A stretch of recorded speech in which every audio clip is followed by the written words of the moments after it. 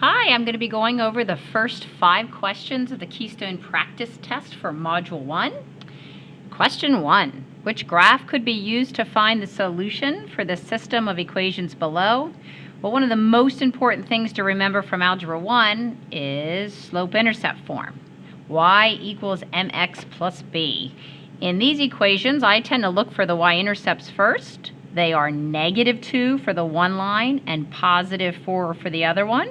So if I look here at B, I see that I have a y-intercept of -2 for the first line and a y-intercept of 4 for the second one.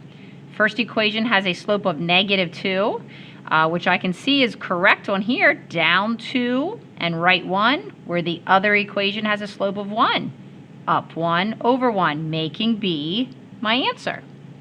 If I look at question 2 next, what I notice about question 2 is it says, what is the value of x that makes the inequality true? Inequality is just a fancy word for saying less than or greater than, or one of the symbols in your line here.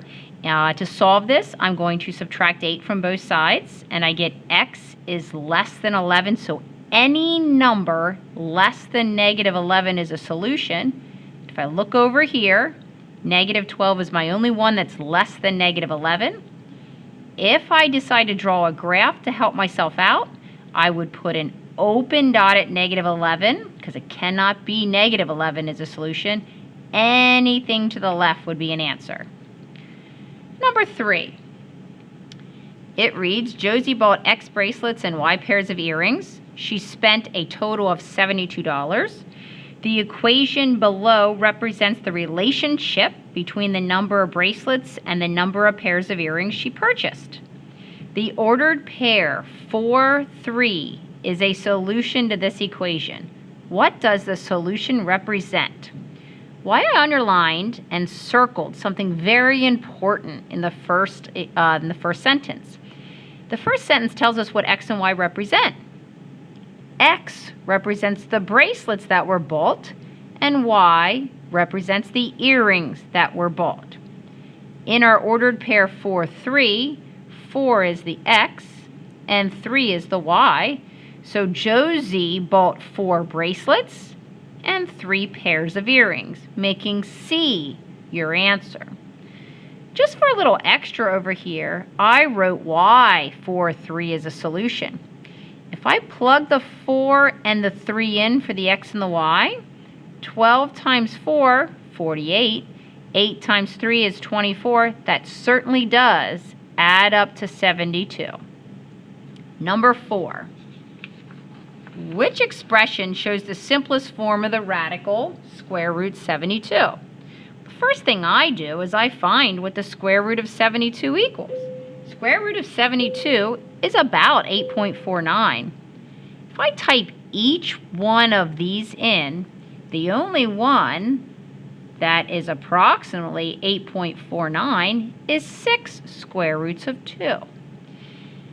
The algebraic way of doing it without your calculator is to think what numbers multiplied together give you 72. I think of 36 and 2. Why? Because the square root of 36, I know it is 6. So I have 6 square roots of 2 is the answer. You might have thought of square root of 9 and 8, and I have the work for that one as well. However, I prefer to use the biggest perfect square when I do it. Next one is number 5.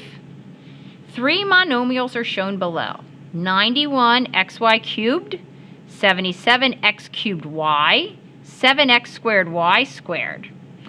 It says, what is the greatest common factor, GCF, of all 3 monomials?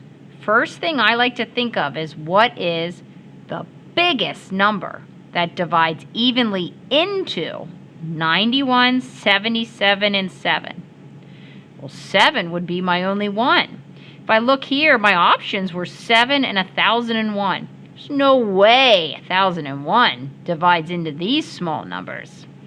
Next thing you do is look for the variables that you could take out or divide out of each one.